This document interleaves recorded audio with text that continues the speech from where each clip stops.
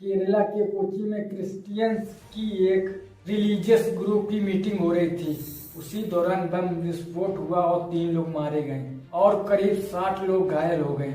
Israel Hamas war के बीच इस घटना ने सनसनी फैला दी। अफवाहें तैरने लगी कि इसके पीछे कट्टर मुस्लिम संगठनों का हाथ हो सकता है। त्रिशूर जिले के डोमिनिक मार्टिन नाम का एक व्यक्ति पुलिस के पास पहुंचा और उसने दावा किया कि ये बम विस्फोट उसी ने किए थे। यहोवा साक्षी समूह की सभा में एक बम विस्फोट हुआ जिसमें काफी तबाही हुई। मैं धमाकों की पूरी जिम्मेदारी लेता हूँ। उसका कहना था कि जिस जेहोवास विटनेस ग्रुप की मीटिंग हो रही थी उसके विचार उसे ठीक नहीं लगते, इसलिए उसने बम ब्लास्ट किया। 6 साल पहले मुझे एहसास हुआ कि ये संगठन गलत था और इसकी शिक्षाएं देश विरोधी थी। मैंने ये बात उनके ध्यान में लाई और उनसे अपने तरीके सुधारने का आग्रह किया। हालांकि उन्होंने सुधार नहीं किया। वे जो सिखाते हैं मैं उसका विरोध करता हूँ। मैं पूरे विश्वास के साथ कहता हूँ कि इस संगठन की समाज में आवश्यकता नहीं है। इस घटना ने केरला में सांप्रदायिक माहौल तो गरमा ही दिया। सबकी नजर जेहोवास विटनेस कम्युनिटी की ओर भी घूमी। सवाल उठने लगे कि ये कौन लोग हैं और इनके ऐसे कौन से विचार हैं जिनका हवाला इंग्लिश पढ़ाने वाले डोमिनिक मार्टिन ने दिया।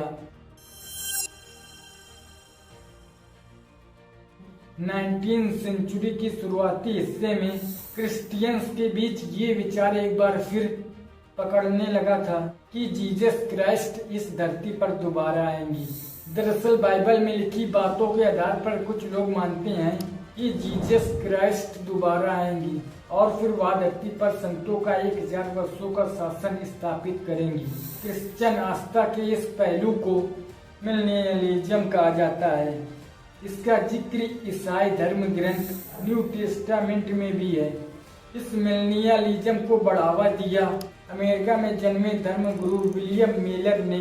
मिलर का कहना था कि 1843 में जीसस क्राइस्ट दोबारा आएंगी। ऐसा कुछ तो हुआ नहीं, लेकिन जीसस क्राइस्ट की वापसी पर भरोसा करने वाले अपने यकीन पर टिके रहे।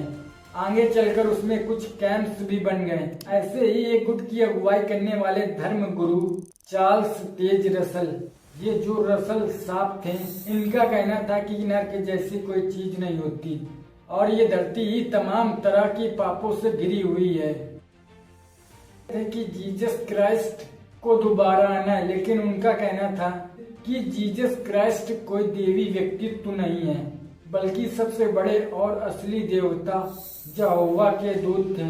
जो लोग यहोवा पर विश्वास करेंगे वही पापों से मुक्त होंगे। रसेल की बातें मानने वाले 1872 में अमेरिका में एक बाइबल स्टडी ग्रुप बनाया।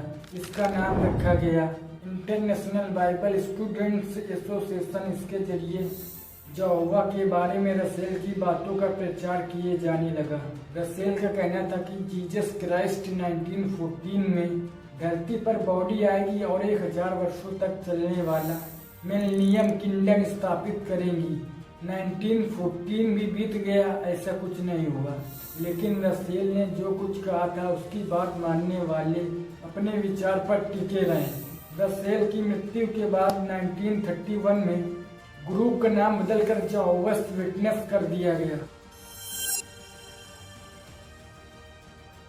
जेहोवास विटनेस के लोगों की कई मान्यताएं परंपराएं ईसाइयों जैसी हैं, लेकिन उनके कई विश्वास काफी अलग हैं।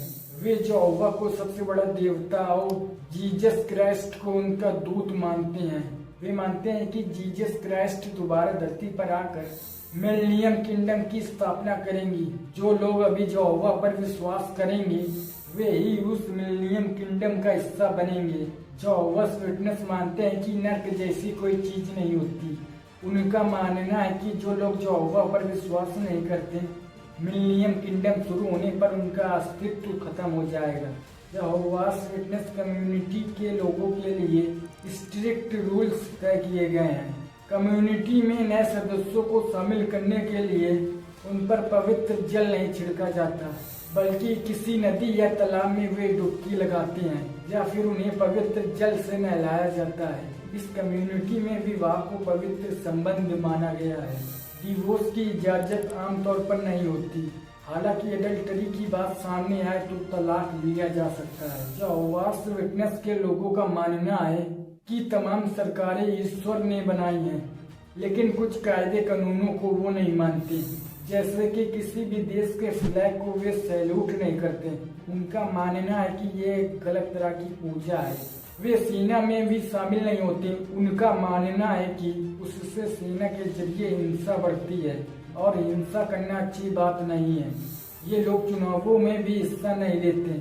जेहोवास विटनेस के लोग इलाज के लिए कुछ तरीकों से भी परहेज करती हैं, जैसे कि वे बीमारी की हालत में जरूरी होने पर भी खून चढ़ाने को अच्छा नहीं मानते।